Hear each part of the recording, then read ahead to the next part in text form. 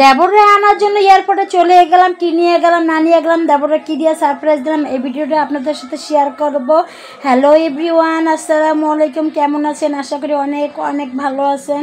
তো যাই হোক, এই তো আমরা রেডি হয়ে গেছি দেবরে আনার জন্য। ভাবছিলাম যাব না, কিন্তু আমার দেবর বলতে আছে ভাবি না আসলাম বাসায় যাব না, কারণ যেহেতু আমার শাশুড়ি আসেনি আর আমার দেবরদের বোন নাই, তারপরেও গেলাম। তো যাই হোক, এদিকে রাস্তাটা হাইটা যেতেছিলাম, হাইটা যাওয়ার পর হইলো সুন্দর করে এখন গাড়ি নিয়েছে আমার হাজব্যান্ড গাড়ি নেওয়ার পর এরা তো আগেই উঠে গেছে। তো যাই হোক, আমি যে গেলাম গাড়ির কাছে, যাইয়ে গাড়িতে উঠে বসলাম। তো বসার পর সুন্দর করে হলো করলাম, দেবর আনতে যাইতেছে আমার মাহাদি হাসান। তো দেখেন সামনে বসছে, বেল লাগে, সে তো পুরো দমে পচে আছে, যে আম্মু বলতেছে আম্মু আমি সামনে বসছি। তা যাই হোক, এদিকে রাস্তাটা যাইতেছিলাম আর হলো করতেছিলাম, কিন্তু যাওয়ার পর আমাদের প্রায় 2 ঘন্টা বসে দিতেছে। বৈশাও না দাঁড়াইয়া, প্রচুর গরম ছিল এয়ারপোর্টের ভিতরে, আর অনেক টাইম লেগে গেছে বের হইতে। আমরা তো এদিক দিয়ে তাড়াহুড়া করে যাইতেছিলাম, যে মনে হয় আইসা পড়ছে, যেহেতু 4টা বাজে ল্যান্ড করার কথা ছিল, 4টায় ল্যান্ড করছে, বাট হলো অনেক দেরি হয়ে গেছে ওর বাড়িতে, কারণ ওর ব্যাগ গাড়ি সব ছিল বলের পিছনে, মানে আগে দিছে জন্য। তো যাই হোক, এর দিকে কম আমরা এয়ারপোর্টের কাছাকাছি আইসা পড়ছি, তো একবারে উত্তরার দিকে আইসা পড়ছি। তো ভাবছিলাম যে আমার হাজব্যান্ডে বলবো ফুল কিনতে, কিন্তু এবার আমার হাজব্যান্ড আবার নাইমা ফুলের দোকান গেল। দেখেন ফুল কিনতে দিয়ে আমরা সারপ্রাইজ দিব। ফুলের কথা কোনো প্ল্যানেই ছিল না, তো ভাবলাম যে যেহেতু 4 বছর পর আসতেছে, একটা ফুল দিয়েই সারপ্রাইজ দেই। তো যাই হোক, এদিকে দেখেন আমার হাজব্যান্ড ফুল কিনতে গেছে, ফুল কেনার পরে আমাদের কাছে নিয়ে আসলো যে নেওয়া তোমার দেবর এই ফুলটা নাকি বলে 2000 টাকা নিয়েছে। দেখেন এতটুকু ফুল, আর নিবেন না কেন বলেন? সব পুরোটা ফুল ছিল গোলাপের ফুল, মানে সব ফুলগুলাই গোলাপ ফুলের ছিল।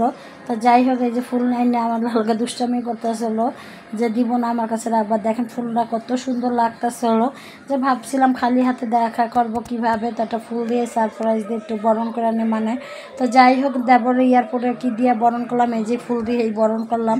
তো যাই হোক, আর কিছু তো নেওয়ার নেই, আর তো বাসায় এসে খাওয়া দাওয়া করবে। আর এদিকে হলো দেখেন আমরা যাইতেই আসছিলাম, তো এই এয়ারপোর্টের কাছাকাছি আইসা পড়ছি, এয়ারপোর্টে নেমে গেলাম গাড়ি থেকে। ভাবছিলাম গাড়িতে বসে থাকবো, আব্বু বলতেছে না আসো, যাই দেখি নামছে কিনা, কিন্তু ওয়েট করতে অনেক টায়ার্ড হয়ে গেছিলাম। বাচ্চারা তো একবার বিরক্ত হয়ে গেছিলো, আর আমরা তো ভাবছিলাম যে মানে নেমে দাঁড়াই রয়েছে, কিন্তু আমরাই দাঁড়াই রয়েছি অনেকক্ষণ ওয়েট করার পরে। তারপরে হলো এই যে আমার ছোটো মেয়েটা হাঁটতেছিল, দাদার সাথে দুষ্টামি করতেছিল। আর আমরা যে ভিতরে ঢুকবো, একবার মেন পজিশনে ঢুকবো, যেন থেকে মানুষ বের হয়, পরে অনেকক্ষণ ওয়েট করতেছিলাম, আর তো আসেই নেই। দেখেন কত মানুষ বের হইতেছে, কিন্তু আমার দেবরের তো খবরই নাই।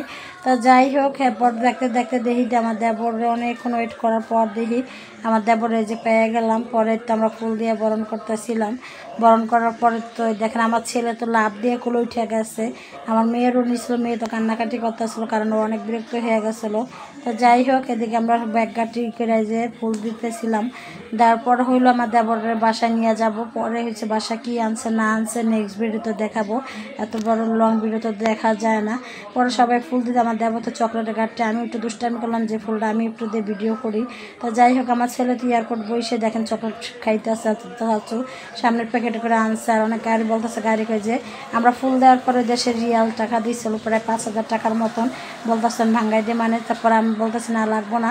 তো এর তো আমাদের গাড়িতে হলো ব্যাগ গাড়ি সব কিছু ঢুকাইতে আসছিলো, আর আব্বু আর আমার দেবরে সব মিললা।